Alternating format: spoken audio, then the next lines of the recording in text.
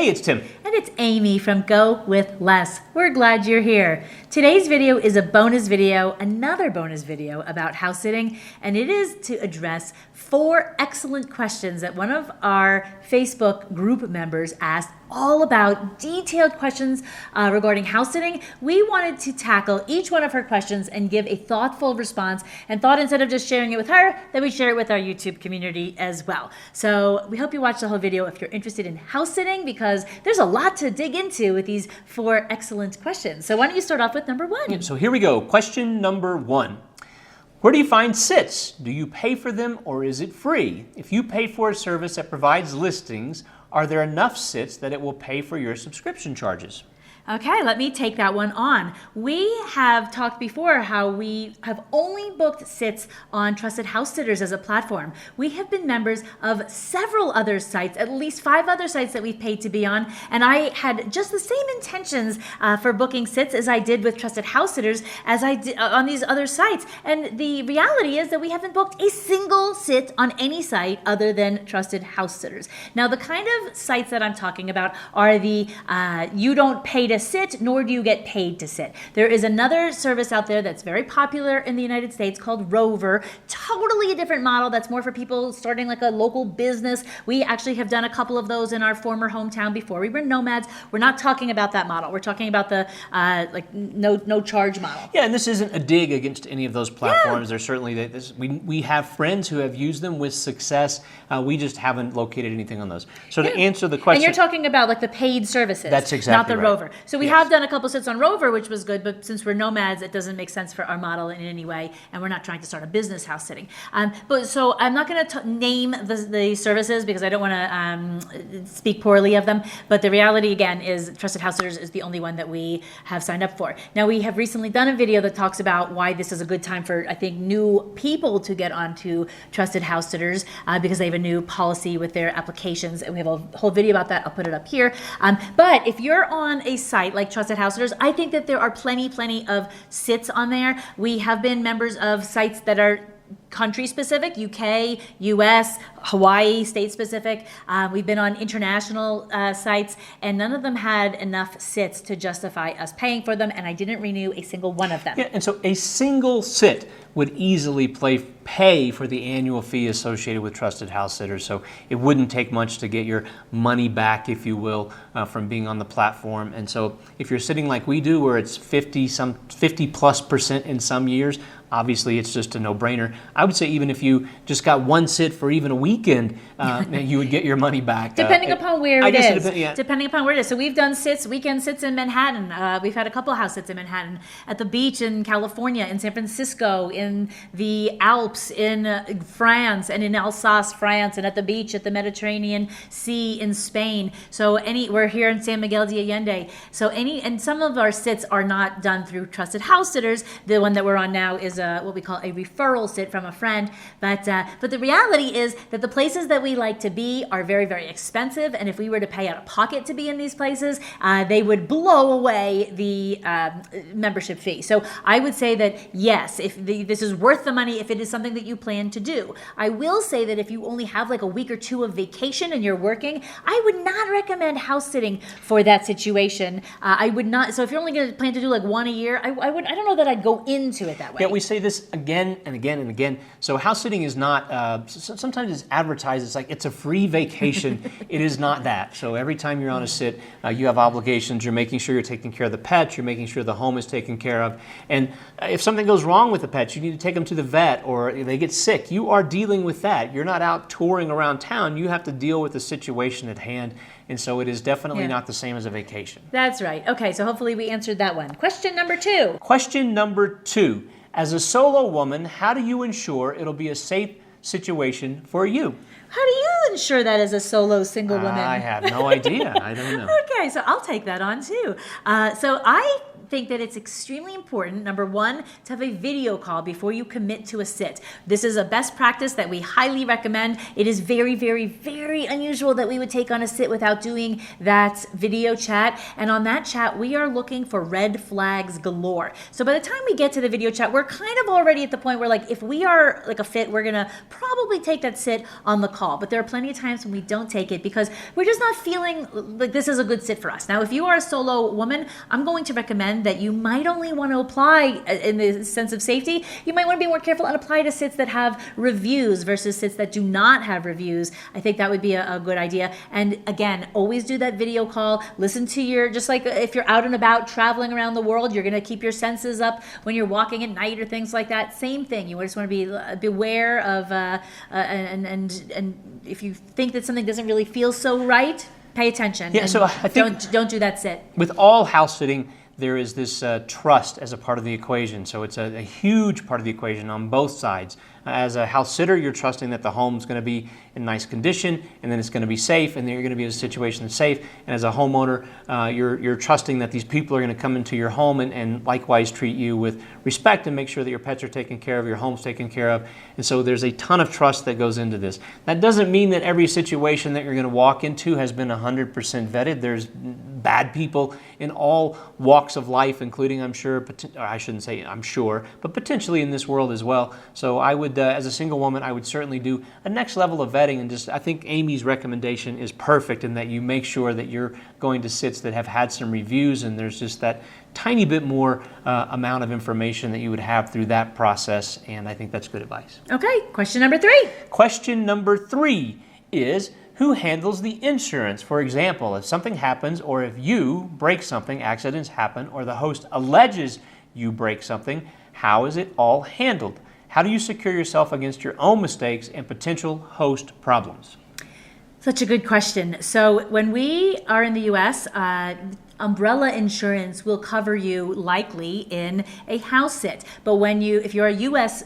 resident and you are traveling outside the country like we are, then that umbrella policy would not apply outside of the country. So I think this goes back again to the video call. So there's kind of 2 parts here. One is, what if you legitimately broke something? We've been doing this for 7.5 years. So there are glasses that are broken. Thankfully, nothing big. Here's a knock on wood. Nothing big. But we will try to replace this immediately without even letting them know that anything happened. So maybe we will replace it with the exact. We'll go to Amazon, buy the exact same thing. It happens few and far between, but again, it's the 90% of it is like a wine glass broke, and it's not, thankfully, been like a Tiffany wine glass. That's right. And if it's something we can't find, we would immediately let the homeowners know, yes, we broke this. Yes. Hey, what would you like for us to do? We tried to buy something to replace it, we couldn't find it, yes, so we let them know what's going on. So we don't just want to say we broke it and now it's your problem. We want to say, like, we broke it, we're trying to find a replacement. Do you have a link that we can use? We want to do the right thing, and we want to have people that we're kind of putting into the house sitting world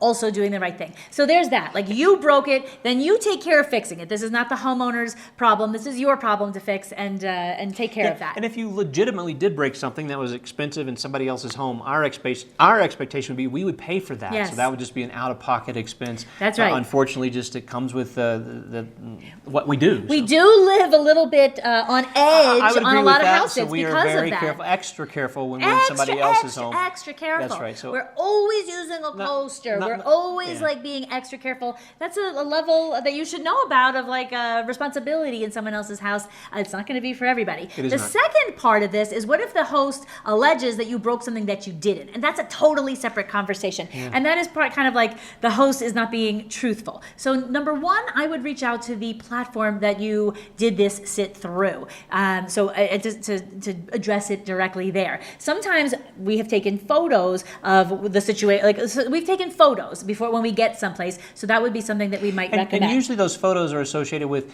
we're going to move some stuff around. We want to know where to put it back when the homeowners come back. So if there's something fragile that's in our space and we want to be able to use this space, like maybe on the dresser next to our nightstand, we will move that to a place, make sure it's secure, and we have a picture of where it goes so we can put it back when we leave. But if this is a big concern, I would recommend taking pictures of everything. Take videos and pictures of everything you can. Obviously, you're not going to take a picture of every wine glass and everything like that. But consider that so that you do have proof. We're not going to be doing it to that level in 7.5 years. We have never had this happen. And I do want to speak to the kind of second part of that is where Tim mentioned in a previous question about the trust. I think that both the trust and what I had mentioned earlier about that video call. So when you're having that chat, we want to find people who are in house sitting, like who are like are I guess are good house sits, because this requires an enormous amount of trust, and this is like a trust-based exchange. So we want to be very careful that they are having reasonable expectations. Like we really want the people who are kind of laid back, just they kind of understand that like life happens, and again we're going to be responsible, but we're not looking. We're wanting to get good vibes. From that. Question number 4. Question number 4. What is the etiquette of a house sit? Is it like Airbnb? Leave it as you got it? If it's a free house sit, how do you pay back and not feel guilty about getting free accommodation without giving anything back?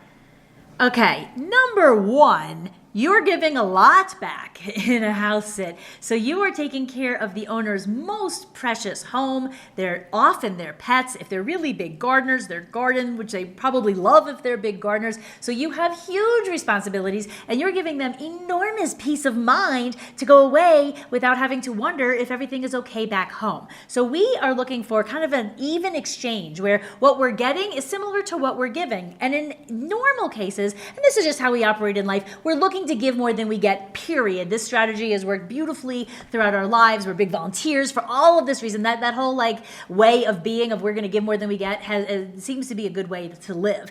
But as far as the etiquette of a house sit, we have done a whole bunch of videos, 3 videos on best practices for house sitting. I'm going to put the entire playlist of all 3 of those up here.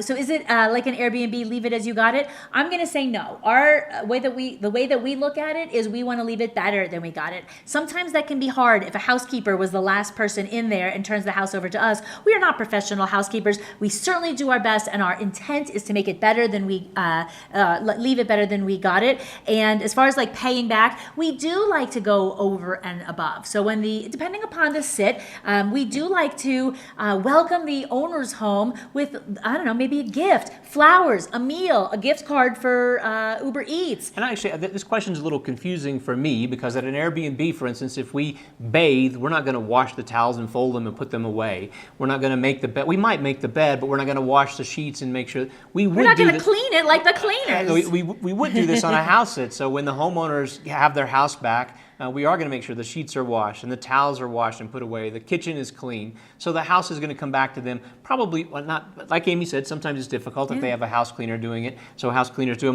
they're incredible. They're professionals. They're professionals. But we do the best that we can to make it look like it did before we got there. But we're going to empty the dishwasher, like Tim said. So we want them to walk into the house wondering, were we even in the house? Oh yeah, because they left us a nice dinner. And maybe we're there sometimes. So maybe we have dinner waiting for them and we're eating together. Or like I said, we have plants or flowers, or I don't know, we baked cookies or something like that. So we want, and what I found is that the more that when the homeowner comes home to a house sit, the more that we can like wow them when they walk through the door, that reflects in amazing reviews. So we don't just want it to be like meeting expectations. We want to blow away the expectations. And that has given us such phenomenal reviews that when we apply for sits on Trusted House Sitters, we more often than not get them, even in very, very competitive situations, because our reviews, I couldn't have written these reviews better myself. It's unbelievable. Yep. Yeah. And if, for instance, if we had a car and they gave it to us with a quarter tank of gas, they're going to get it back full and washed. So it's like we try and go above and beyond. Yeah. Sometimes the equation doesn't feel equitable. Sometimes we feel like the situation is such an easy situation that we feel like we're getting a little more out of it than maybe than what we're giving. Then we'll make it up a little. Then we'll even do more. That's right. On occasion, we've taken homeowners out to dinner. We've done things to try and make it feel. But we hear you. Ideally, situations feel a little equitable. I think that when it does feel like we're getting more than we're giving, that we really, really go further on the what's called the turnover, not just the cleaning, because that's always going to be good, but that we're going to really be, I don't know, like taking them out for a really special meal or something like that. I mean, there's been a few of those. Generally, it is pretty even, and that's really lovely. So, so hopefully that answers the questions. I would love to hear your other house sitting questions you might have down below, and maybe it'll turn into a video of its own. What you got? There you go. I am going to say we do have a link down below for trusted house sitters. It's a discount for you. It gives us a little bit as well, so we appreciate if you use that link. Hasta luego. Ask your questions down below. Adios.